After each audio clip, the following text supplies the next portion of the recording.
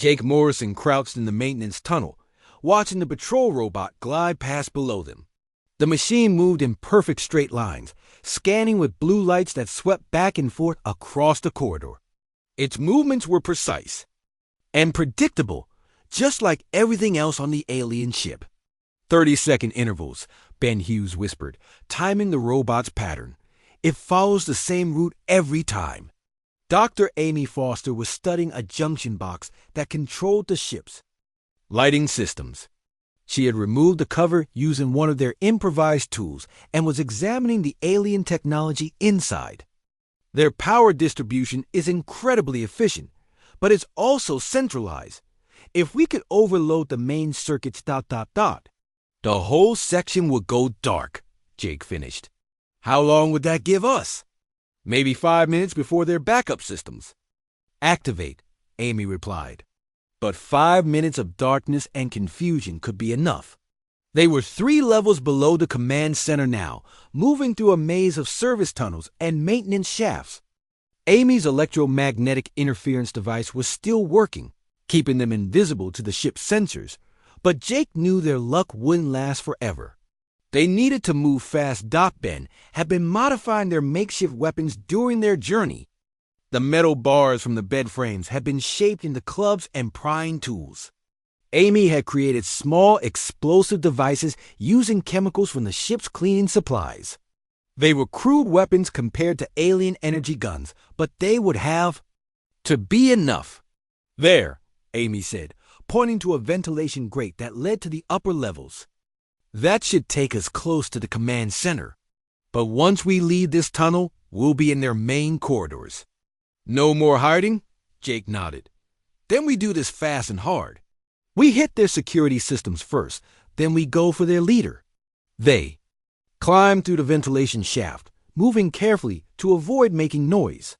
The shaft was designed for air circulation, not for human movement, but they managed to squeeze through. As they climbed higher, they could hear more activity from the ship's crew.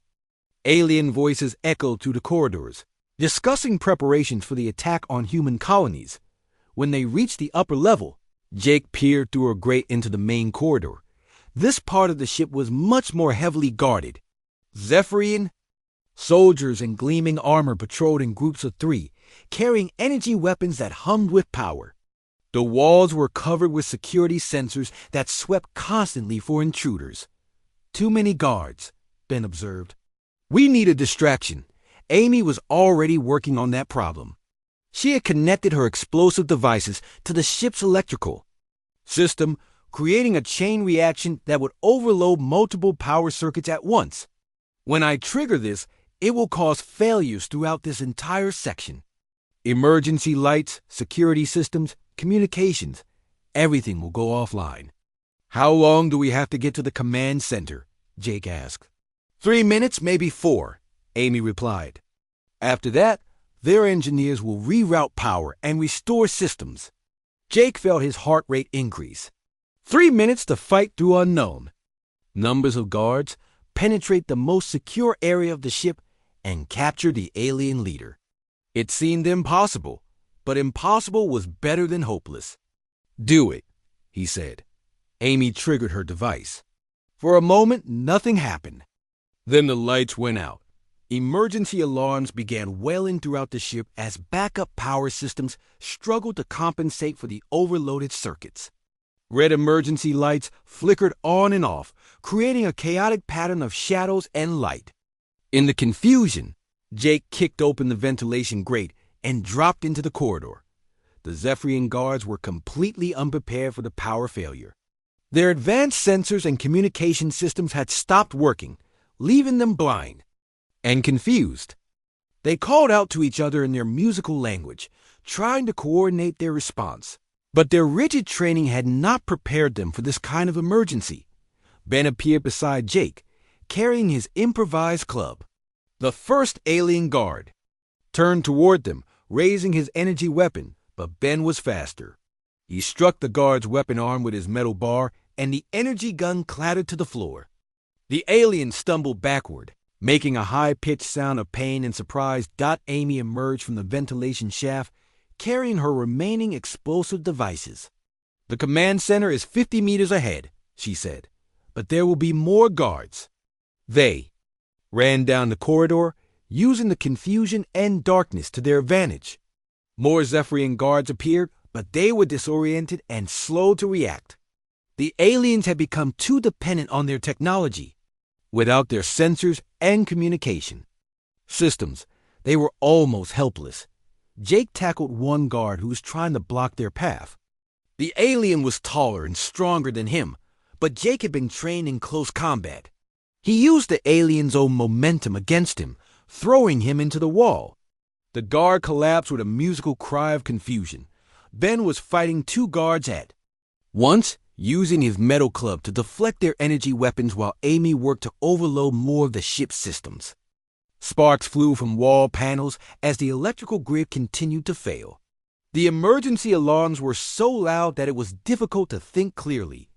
"There," Amy shouted, pointing to a heavily armored door at the end of the corridor.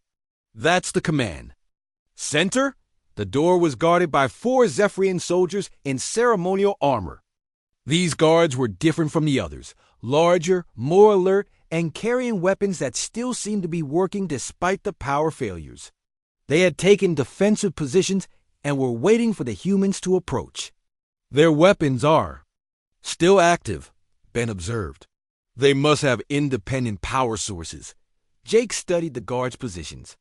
The corridor was narrow, with no cover except for some decorative panels along the walls. A direct assault would be suicide, but they didn't have time for a lengthy siege. Amy was examining one of the wall panels that had been damaged by electrical overloads. "Jake, these panels are part of the ship's structural support system. If we could cause enough damage, we could bring down the ceiling," Jake realized, "but that would kill us too." "Not if we time it right," Amy said. She was already placing her remaining explosive devices along the damaged panels. "We can create a control collapse that blocks the guards but leaves us an opening." Ben moved to cover Amy while she worked. The ceremonial guards were advancing slowly, their energy weapons charging with increasing intensity. The sound they made was like a tuning fork being struck over and over again.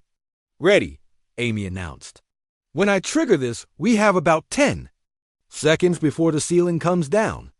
The opening will be on the left side, near the command center door." Jake gripped his metal bar tighter.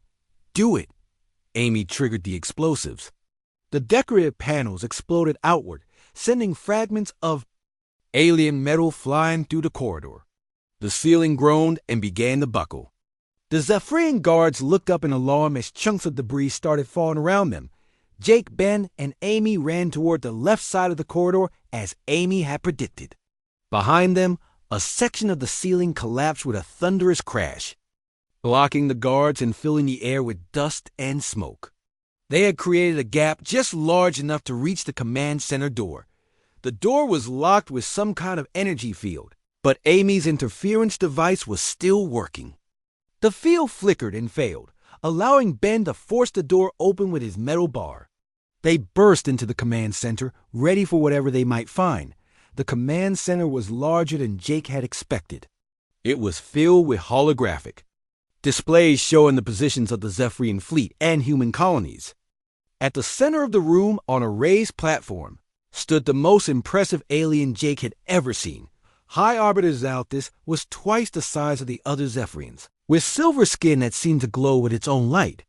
His multiple eyes were larger and more intelligent than those of his subordinates. He wore robes that shifted color like liquid metal, and he carried a staff that pulsed with energy. Around him stood 6 elite guards in powered armor, their weapons already trained on the entrance. But they had not expected humans to arrive through a collapsing ceiling covered in dust and debris. For a crucial moment, they hesitated. That moment was all Jake Morrison needed. "Now!" he shouted, and the 3 humans charged into the heart of the alien command center, ready to turn a hopeless situation into an impossible victory. Captain Ben Hayes gripped the controls of the Star Weaver as the ship shuddered through another wave of radiation. The alien-built vessel was beautiful and advanced, but it was not designed for what they were about to do. No ship was designed for what they were about to do. Radiation levels are climbing fast, announced Dr. Amy Chen from her position at the science station. Her voice was steady, but Ben could see sweat beading on her forehead. We're at 3 times normal space background. Radiation and rising. Dr. Rick Santos looked up from his instrument panel, his face pale but determined. The star's magnetic field is stronger than we expected. It's interfering with our navigation systems. Ben looked around the bridge at his crew of 6 humans. They were the best Earth had to offer, scientists, engineers, and pilots who had volunteered for a mission that everyone expected would kill them. Each face showed fear, but also something else. Determination. The same stubborn refusal to quit that had gotten humanity through ice ages and world wars. Distance to Kepler 442? Ben asked. 2 million kilometers in closing, replied Navigator Kate Williams. Her hands moved quickly across her control panel, making constant adjustments to their course. At this rate, we'll reach the star's outer corona in 6 hours. Ben activated the communication system. Dr. Keckstar's image appeared on the main screen, his red eyes showing barely concealed worry. Captain Hayes, you are approaching radiation levels that should have killed you already, the alien scientist said. How are your crew holding up? Ben looked at his instrument panel. The radiation detectors were showing numbers that should have been impossible for humans to survive. According to every scientific model, they should all be dead by now. Where? Still breathing, Ben replied. Crew status report, Dr. Chun. Amy checked her medical scanners. What she saw made her blink in surprise. All crew members are showing elevated stress hormones, but vital signs are stable. Heart rates are elevated, but within acceptable ranges. No signs of radiation sickness yet. Dr. Keckstar's eyes widened. That is impossible. At those radiation levels, your cellular structure should be breaking down. Maybe human cellular structure is tougher than you thought, Amy said with a slight smile. The Star Weaver continued its approach to the dying star. Through the viewports, Kepler 442 looked like a giant ball of angry fire, pulsing with energy that made the space around it shimmer and dance. Solar flares erupted from its surface, sending streams of deadly particles racing through space. Entering the star's heliosphere, Kate announced. Radiation levels are now 10 times normal background levels. Ben felt a strange tingling sensation in his hands and arms. It was not painful, but it was definitely not normal. He looked around the bridge and saw that the other crew members were experiencing similar sensations. Dr. Chun, are you getting any unusual readings from the crew? He asked. Amy studied her medical displays with growing amazement. Captain, I'm seeing some very strange things. Everyone's cellular regeneration rates have increased by 300%. You're immune. Systems are working overtime, but instead of being overwhelmed, they seem to be adapting. Adapting how? Your bodies are producing new types of proteins I've never seen before. It's like your cells are learning to protect themselves from the radiation in real time. Dr. Rick Santos looked up from his instruments. The alien ship systems are starting to fail. The computer core is showing signs of radiation damage, and several backup systems have gone offline. Ben made a decision that surprised everyone, including himself. Then we go deeper. Captain? Amy stared at him in shock. The alien equipment is failing, but we're still functional. That means we can go places their technology can't reach. Doctor. Santos, prepare to collect data from the star's chromosphere. Dr. Keckstar's voice crackled through the communication system. Captain Hayes, you are talking about entering a region where radiation levels are 50 times normal. No living being has ever survived such exposure. No alien living being, Ben. Corrected. But we're not aliens. The Star Weaver pushed deeper into Kepler 442's influence. The radiation levels climbed higher and higher, reaching numbers that broke the measurement scales. The ship's alien design sensors began to fail one by one, but the human crew remained conscious and alert. Amy watched her medical scanners with fascination and growing excitement. Captain, you need to see this. The crew's cellular repair mechanisms are operating at levels I didn't think were possible. Your bone density is actually increasing. Your neural activity is off the charts. What does that mean? Kate asked, her hand steady on the navigation controls, despite the impossible environment they were flying through. It means we're evolving, Amy said in wonder. Right here, right now, your bodies are adapting to survive in conditions that should be lethal. Dr. Rick Santos began, collecting data from instruments that were somehow still functioning despite the radiation that had destroyed the alien equipment. I'm getting readings from the star's chromosphere. Temperature is 12,000 degrees. Pressure is incredible. But the data is beautiful, Captain. This information could revolutionize stellar physics. Ben felt a strange sense of pride. His crew was not just surviving the impossible. They were thriving in it. Continued data collection. Take us closer. Captain, are you sure? Amy asked. We're approaching the lower corona. The radiation there will be 100 times normal levels. Our equipment says we should be dead already, Ben replied. But here we are. I say we see how far we can push. Dr. Kekstar's image flickered on the communication screen. The alien scientist looked like he had seen a ghost. Captain Hayes, the data you are transmitting is impossible. You are collecting readings from regions where no probe has ever survived. That's the idea, Ben said. Dr. Santos, what are you seeing? Rick's eyes were bright with excitement as he studied the incoming data. The star's collapse is following a pattern I've never seen before. The core is compressing faster than our models predicted, but there are stability pockets that could delay the supernova by several hours. Several hours could make the difference for the evacuation fleets, Ben realized. Exactly. But I need more data from deeper in the corona to be sure. Ben looked around the bridge. His crew was tired but alert. The strange tingling sensations had spread throughout their bodies, but instead of weakness, they felt an odd kind of strength. Amy, medical status? Impossible as it sounds, the crew is getting stronger. Your cardiovascular systems are operating at peak efficiency. Your nervous systems are processing information faster than I've ever recorded. It's like the radiation is triggering some kind of evolutionary response. Ben made another decision. That would have seemed insane an hour ago. Navigator, take us into the lower corona. Kate's hands moved across her controls with increasing confidence. The ship that should have been destroyed was somehow holding together, and the crew that should have been dead was more alive than ever. Entering the lower corona now, she announced. Radiation levels are, well, the instruments can't measure them anymore. Dr. Rick Santos worked frantically to collect data while the Star Weaver flew through an environment that was literally hell. The temperature outside was hot enough to vaporize most metals. The radiation was intense enough to sterilize entire planets. The gravitational forces were strong enough to crush normal ships into powder. But the humans survived. More than survived. They adapted. Captain, Rick called out, his voice filled with excitement. I've got it.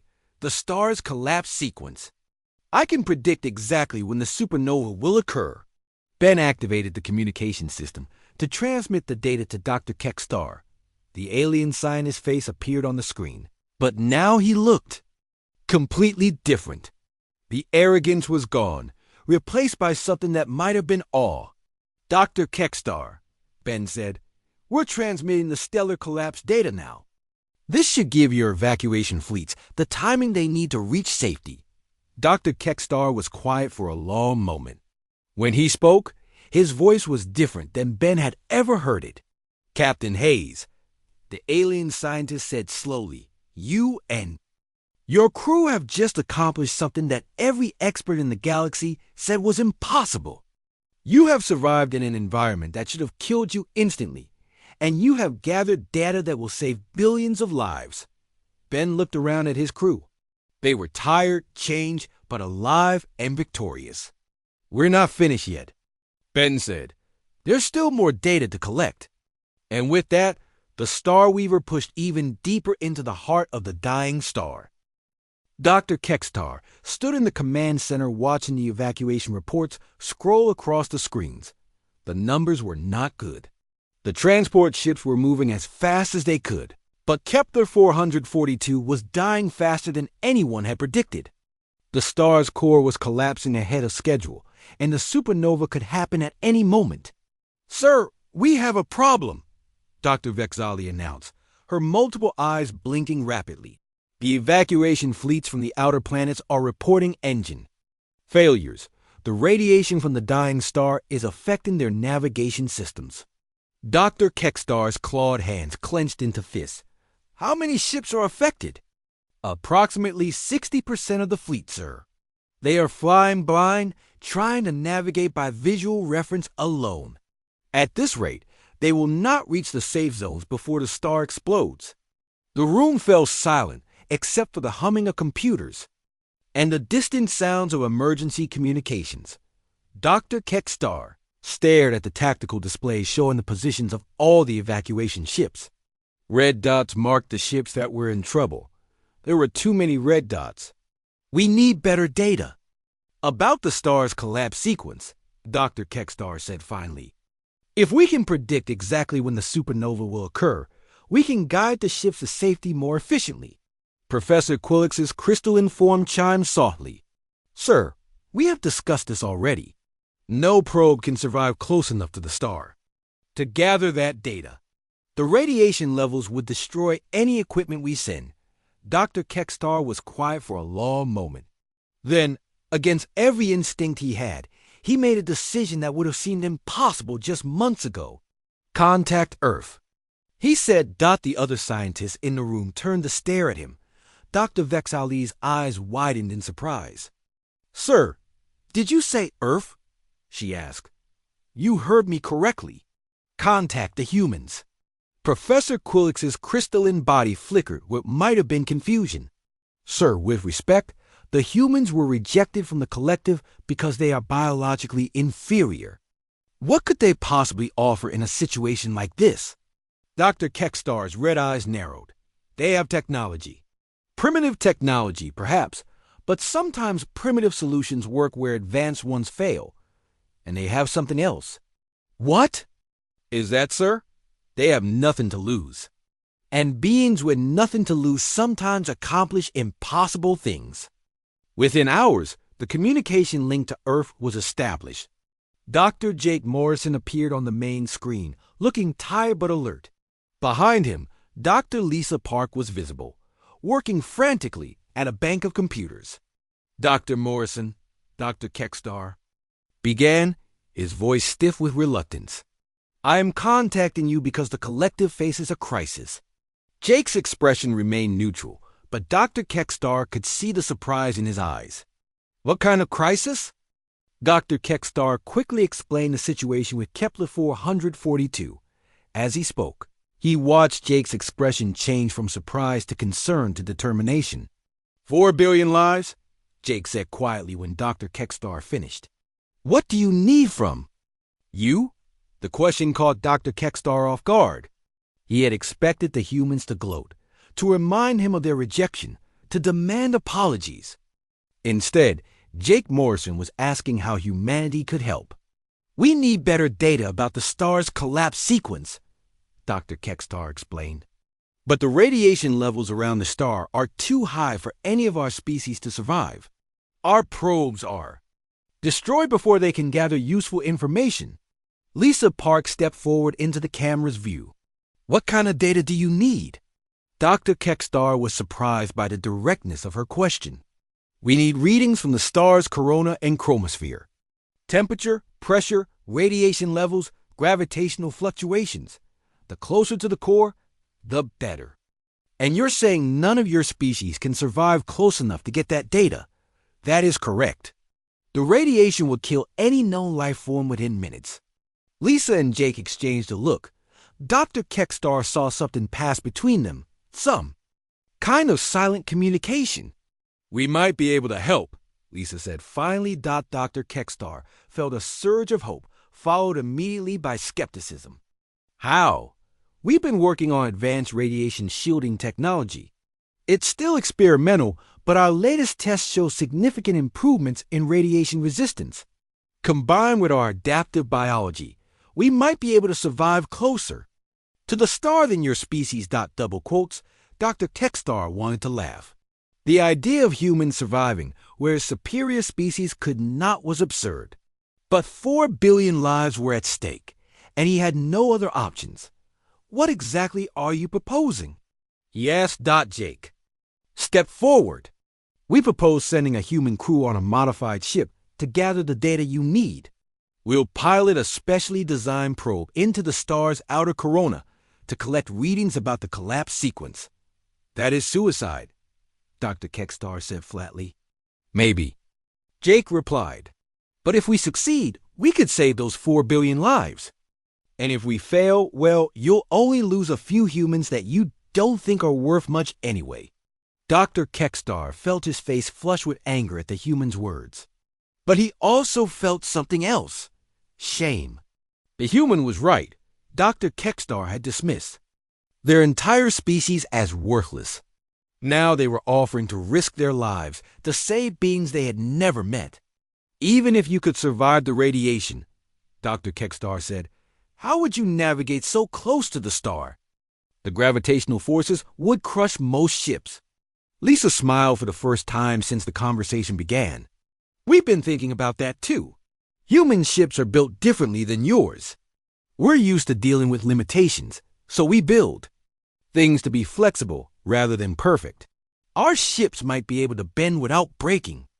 Dr. Kekstar studied the two humans on the screen. They were serious about this insane proposal. They actually believed they could accomplish something that the most advanced species in the galaxy considered impossible. If we agree to this, Dr. Kekstar said slowly, we will provide you with our most advanced ship. It will be modified according to your specifications. We accept, Jake said immediately. You have not even heard all the details, Dr. Kekstar protested. The details don't matter, Lisa said. 4 billion lives are at stake. We'll figure out the rest as we go. Dr. Kekstar stared at the humans for a long moment. 6 months ago, he had stood before the Galactic Council and declared them biologically inferior. He had laughed at their weaknesses and dismissed their potential. Now he was asking them to attempt a mission that no other species would even consider. Very well, he said finally. But I want to be clear about something. I do not expect you to succeed. I expect you to die horribly in the radiation around that star. I am only agreeing to this because I have no other choice. Jake's expression hardened. We understand. You're not doing this because you believe in us. You're doing it because you're desperate. That is correct. Good, Lisa said. Because we're not doing this to prove anything to you. We're doing it because it's the right thing to do. Dr. Kekstar felt another stab of shame. The humans were better than he was, and they both knew it. The ship will be ready in 72 hours, Dr. Kekstar said. A transport will be sent to Earth to collect your crew. We'll be ready, Jake promised. After the communication ended, Dr. Kekstar stood alone in the command center, staring at the tactical display. The red dots representing the struggling evacuation ships seemed to mock him. He had built his career on the belief that some species were naturally superior to others. Now he was betting the lives of 4 billion beings on a species he had declared inferior. Professor Quillets approached him, her crystalline form chiming softly. Sir, do you really think the humans can succeed? Dr. Kekstar was quiet for a long moment. No, he said finally. But I hope they prove me wrong. On Earth, Jake and Lisa were already gathering their team. They had 72 hours to prepare for the most dangerous mission in galactic history.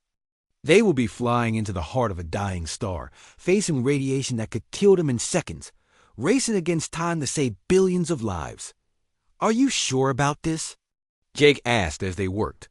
Lisa looked up from her calculations. No, but we're going to do it anyway. Why? Because someone has to. And because maybe, just maybe, we're not as weak as they think we are. 6 months had passed since the humiliation at the Galactic Scientific Council. Dr. Jake Morrison had returned to Earth with his tail between his legs, carrying the weight of humanity's rejection. The news had spread quickly across the planet. People were angry, disappointed, and hurt. But for some, like Dr. Lisa Park, the rejection had lit a fire that refused to go out. Lisa stood in her laboratory at the Global Research Center, staring at equations that covered every wall. Her team had been working around the clock, developing new technologies that the aliens claimed were impossible for humans to create. She wiped sweat from her forehead and looked at the latest test results. The numbers were promising, but they needed more time. Meanwhile, thousands of light years away, the Galactic Scientific Council was dealing with a crisis that made their rejection of humanity seem like a small problem. Dr. Kekstar stood in the Emergency Command Center on Nexus Prime, his red eyes fixed on the massive display screen in front of him. The image showed a star called Kepler 442, burning bright yellow in the darkness of space. But the readings coming from the star were anything but normal. The gravitational waves are getting stronger, reported Dr. Vexali, a spider-like creature with too many arms and eyes that glowed blue. The star's core is becoming unstable. We estimate it will go supernova within the next few months. Dr. Kekstar's clawed hands gripped the edge of the control panel. How many inhabited worlds are in the blast zone? 3 major planets, sir. Combined population of approximately 4 billion beings. The room fell silent. 4 billion lives. Even for someone as arrogant as Dr. Kekstar, the number was staggering.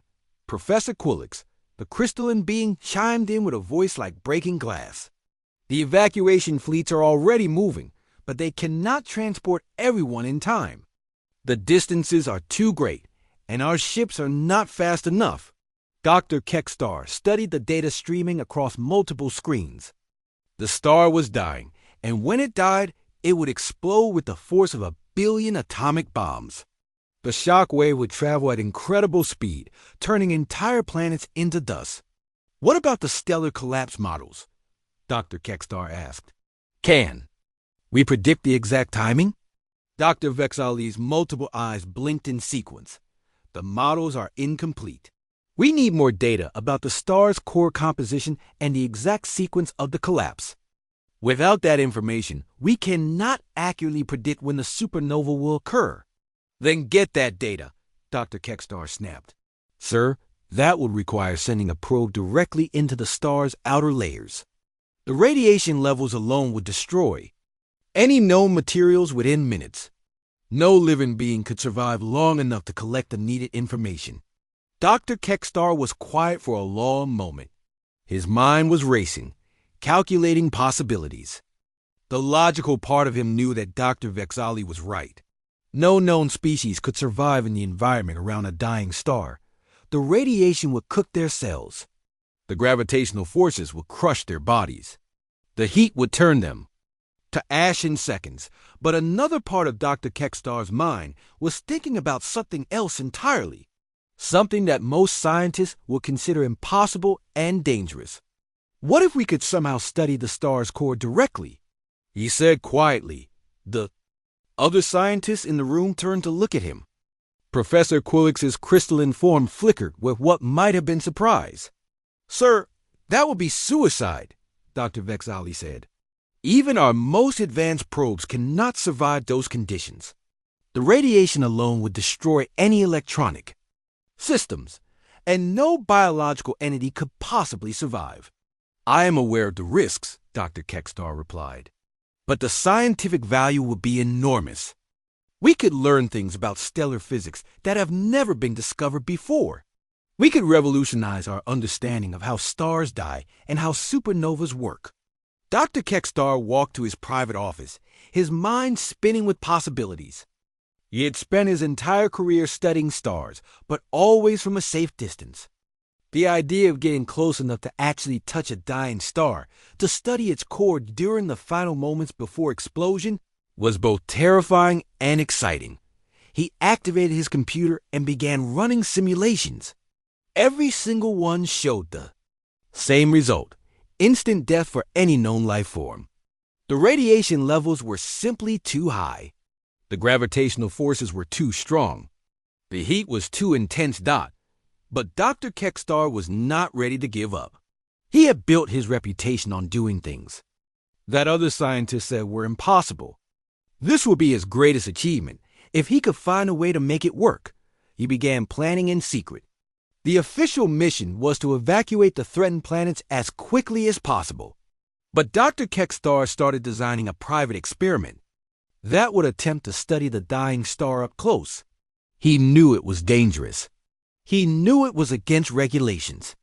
But he also knew it was the chance of a lifetime. Back on Earth, Dr. Lisa Park was working on her own impossible project. She had been developing new types of radiation shielding that could protect humans in environments that were previously deadly. The work was slow and difficult, but she was making progress. Jake Morrison walked into her lab, carrying 2 cups of coffee and looking tired. He had been working with government officials, trying to maintain Earth's relationships with the few alien species that were willing to talk to humans. Any luck with the new shielding? Jake asked, handing Lisa one of the cups. Lisa took a sip and made a face. The coffee was terrible, but she needed the caffeine. The latest tests show a 30% improvement in radiation resistance. Still not enough to survive in space without a suit, but it's getting better. Lisa, what exactly are you trying to accomplish here? Jake asked. The aliens made it clear they don't want anything to do with us. Lisa turned to face him, her eyes bright with determination. I'm trying to prove them wrong. They think we're weak because we need oxygen to breathe and because our bones break easily. But what if those same things that make us seem weak actually make us stronger in ways they don't understand? Jake raised an eyebrow. What do you mean? Think about it, Lisa said, getting excited. We adapt. That's what humans do best. We've survived ice ages, plagues, wars, famines. We've lived in deserts and frozen wastelands. We've climbed the highest mountains and dove to the bottom of the oceans. Maybe our supposed weaknesses are actually our greatest strengths. Jake was quiet for a moment. He had been thinking similar thoughts ever since their rejection by the council. You really think we could survive in environments that would kill the aliens? I think we could surprise them, Lisa said. Our bodies are designed to adapt to stress. When we're in danger, our hearts beat faster, our muscles get stronger, our minds work quicker. Maybe that adaptability is more powerful than they realize. As if summoned by their conversation, an alert tone sounded throughout the lab. Lisa quickly activated the communication system, and a holographic display appeared showing urgent messages from across the galaxy. The messages were about Kepler 442. The star was dying faster than anyone had predicted. The evacuation fleets were running out of time. Billions of lives hung in the balance. Lisa and Jake read the technical reports with growing excitement. The aliens needed someone to study the dying star up close, but they couldn't do it themselves. It was too dangerous, too impossible. Jake, Lisa said slowly, I think we just found our chance. What do you mean? They need someone crazy enough to fly into a dying star. Someone whose biology might be just different enough to survive where theirs would fail. Someone they think is too stupid to know when to quit. Jake felt his heart start to beat faster. You're talking about volunteering for a suicide mission. I'm talking about volunteering for the most important scientific mission in galactic history, Lisa corrected. And I'm talking about proving to every alien in the galaxy that humans are not as weak as they think. Dr. Kekstar, thousands of light years away, was having similar thoughts. He stood alone in his office, looking at the data from Kepler 442. The star was dying, and time was running out. He needed someone willing to attempt the impossible. And then he remembered the human who had stood before the council 6 months ago. The one who had refused to give up even when everyone was laughing at him. The one who had claimed that humans could adapt and overcome anything. Dr. Kekstar had laughed at those words then. But now, faced with an impossible situation, he was beginning to wonder if maybe the human had been right. Maybe it was time to find out what humans were really capable of. Dr. Jake Morrison stood in the middle of the huge white room, feeling very small. The walls stretched up so high he could barely see the ceiling. Strange lights floated in the air around him, casting weird shadows that moved on their own. He had practiced this speech 1,000 times, but now his mouth felt dry as dust. The room was filled with the strangest creatures Jake had ever seen. Some looked like giant insects with too many arms. Others were made of what appeared to be living crystal that sparkled and hummed. There were beings that looked like walking trees with eyes like stars, and things that seemed to be made of pure energy floating in glass containers. Not all of them were staring at him. Jake cleared his throat and looked down at his notes. His hands were shaking slightly, but he forced himself to stand up straight. He represented all of humanity today. Every person on Earth was counting on him to get this right. Honored members of the Galactic Scientific Council, Jake began, his voice echoing in the vast space. I am Dr. Jake Morrison from the planet Earth. I come before you today to request that humanity be accepted into the Interstellar Research Collective. A sound like grinding metal came from somewhere in the crowd. Jake realized it was laughter. Not the kind of laughter that meant something was funny, but the kind that meant someone thought you were stupid. The sound came from a creature that looked like a giant purple lizard wearing a lab coat. Its eyes were the color of old blood, and when it smiled, Jake could see rows of sharp teeth. This was Dr. Kekstar, one of the most famous scientists in the galaxy. Jake had read his papers on stellar engineering. The man was brilliant, but he was also known for being cruel to species he considered inferior. Please continue, human, Dr. Kekstar said, his voice like rocks grinding together. This should be entertaining. Jake felt his face get hot, but he pushed forward. He had a job to do. He activated his holographic display, and images of human anatomy appeared in the air around him. Hearts, lungs, bones, blood vessels, all the things that made humans work. Humans are a carbon-based life form, Jake continued. We have an average lifespan of 75 years. Our bodies are adapted for life on a planet with standard gravity and an oxygen-rich atmosphere. We have developed advanced technology and science despite our biological limitations. More grinding laughter from Dr. Kekstar. Other creatures in the room began making their own sounds of amusement. A being that looked like a walking tree creaked and rustled its leaves. The crystal. Creatures chimed like broken bells. 75 years? Dr. Kekstar stood up, his massive form towering over the other council members. My species lives for 3,000 years. We have time to truly understand the universe. What can a creature that dies in such a short time possibly contribute? To serious science? Jake's jaw tightened, but he kept his voice steady. We may live shorter lives, but we make the most of the time we have. Human scientists have made remarkable discoveries in just the past few centuries. A creature that looked like a floating jellyfish with too many eyes spoke up. Its voice was like wind chimes in a storm. Show us your physical capabilities, human. Jake activated another display. This one showed human strength, speed, and endurance. Compared to other species, the numbers were not impressive compared to the aliens in the room. Humans were weaker than most, slower than many, and couldn't survive in the harsh environments that other species called home. As you can see, Jake said, trying to put a positive spin on the data, humans are adaptable. We can survive in many different environments with the right tools and technology. Dr. Kekstar laughed so hard that small pieces of equipment on nearby tables began to rattle. With the right tools, he repeated. You cannot even breathe in space without a machine. To help you, you cannot survive in high radiation without thick shields. Your bones break easily. Your skin burns in too much sunlight. Your heart stops working if you get too excited. The other council members joined in the laughter. Jake felt his face burning with embarrassment and anger. Everything Dr. Kekstar was saying was true, but it wasn't the whole truth. Humans had survived ice ages, plagues, wars, and natural disasters. They had built cities, traveled to other worlds, and created art and music that moved the soul. But none of that seemed to matter here. Professor Quillix, a crystalline being that looked like a living diamond, spoke in a voice like breaking glass.